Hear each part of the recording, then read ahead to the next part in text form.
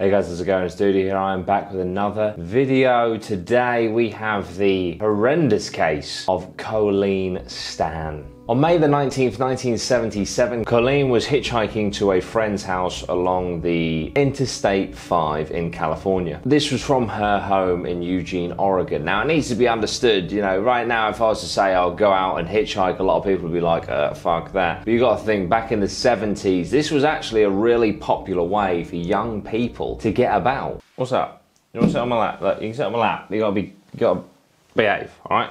Sit. So this is a very normal way for young people to get about in the 70s. She got all the way to Red Bluff, California, where she had to wait for another car to pull over. Now, it's quite important to note, she actually turned away 2 separate cars because she thought, oh, a little bit dodgy, so I think I'll just wait for the next one. This is when Cameron and Janice and their baby rocked up in a blue van. Because of the family kind of aesthetic going on, she thought, I think that these guys are trustworthy enough for me to jump in and hitch a ride. Everything seemed to be going absolutely fine, and Colleen asked if she could stop and go to the toilet. So they pulled over, she went to the toilet. Now apparently Colleen has since said everything in her body was telling her to run. However, she didn't. She returned to the van, and when she returned, on the back seat was a huge box with a weird hole in the side, which would later be used to contain her head. Okay, Mr. Small, you gotta go now, because you have to say bye to everyone.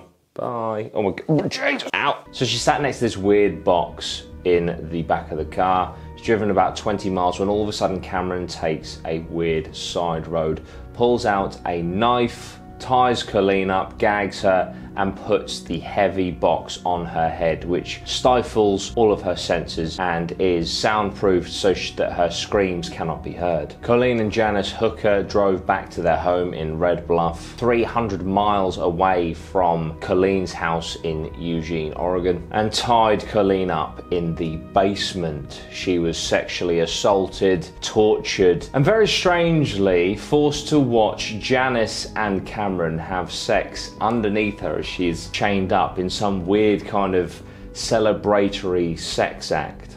Every day after this, she was beaten into submission. She was bound at her wrists, strung from the ceiling, beaten, tortured, burned, electrocuted, whipped. All sorts of horrendous acts were done to Colleen in that basement. Cameron had this weird agreement with his wife that he would give her a baby if he was allowed to have a sex slave. So that day when Colleen was hitchhiking, Janice and Cameron were actually out seeking a young female to be Cameron's sex slave. Janice apparently had been the victim of Cameron's horrid ways for too long, and so the thought of basically all of these horrible acts being done to someone else instead, that is why Janice agreed. Although Cameron was seeking a sex slave, Janice made Cameron promise that he would not have sex with Colleen. Instead, he would just essentially torture her. Once this torture was complete, they would have sex again in front of Colleen. It was kind of the way that they did things. Now, in order to get Colleen to comply, he managed to convince her that he was part of an organization, a criminal organization called The Company,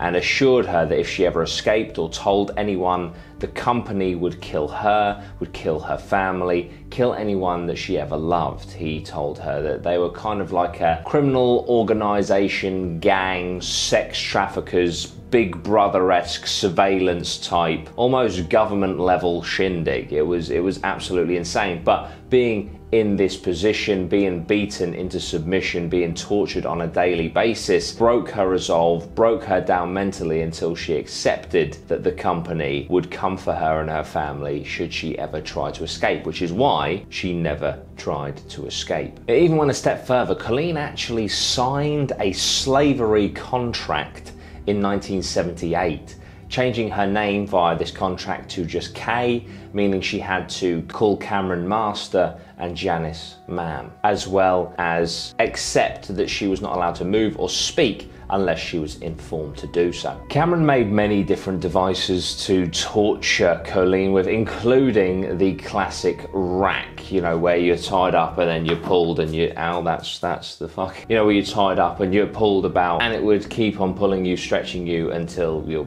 joints dislocated essentially, and it did irreparable damage to Colleen's shoulder and back. Even to this day, she still has excruciating chronic pain due to the torture inflicted on the rack. The hookers moved to a mobile home and Colleen came with them. She was moved from the basement to a small box, essentially no bigger than a coffin, that was hidden underneath the hooker's bed. She was in there for up to 23 hours a day and was not allowed to move. Sometimes in this trailer it would get up to 38 degrees Celsius, and she was given very, very little water. Eventually, because of how subservient she was, she gained more and more trust with Cameron, which meant that she could do housework around the house, look after the children, and eventually she actually got a part-time job at a local motel cleaning.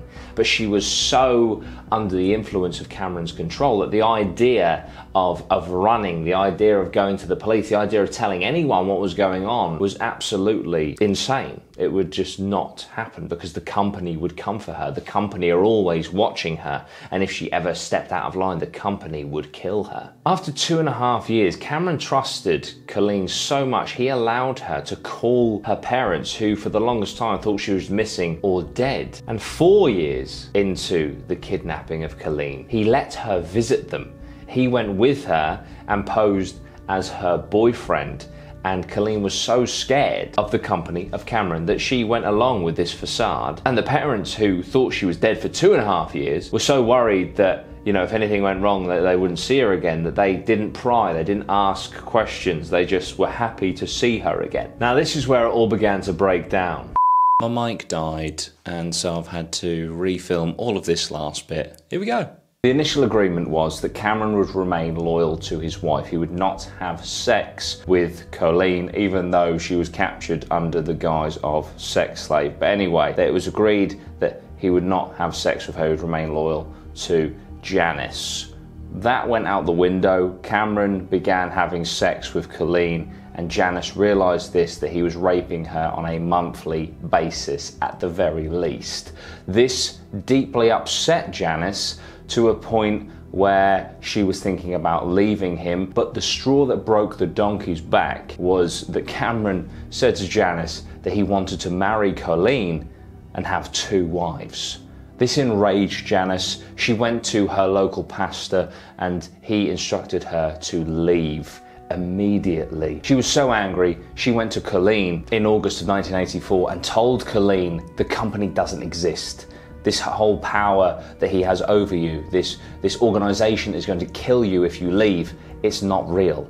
It was made up by Cameron to control you. You are free, you need to leave. I am leaving with the children, you need to get out of here too.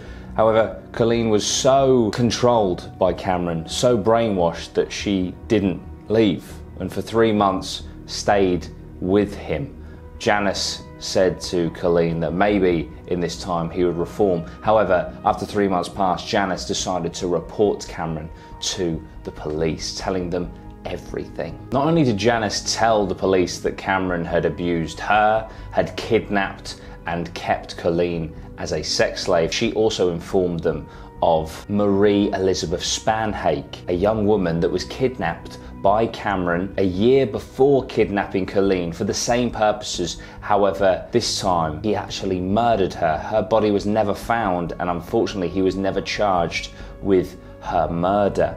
The only reason that Janice got away with not being prosecuted was because she set up a deal where she would testify against Cameron in exchange for complete immunity. Cameron ended up getting 104 years in prison. Janice and Colleen went their separate ways, changed their identities and tried to live a normal life. But due to good behaviour credits and COVID-19, Cameron could be released this year. So there we go, guys. That was the case of Colleen Stan. What do you guys think about this one. Do let me know. If there's another case you would like me to do a video on, please also let me know down below. I really appreciate it. If you want to support me as a creator via Patreon or as a YouTube member, you can hit the join button, or you can go down below and become a patron. There's like an exclusive members only Discord and stuff, but that's entirely up to you. The main thing for me is that you like, share and subscribe. Thank you so much, guys. I'll see you very soon. Sweet one, geese.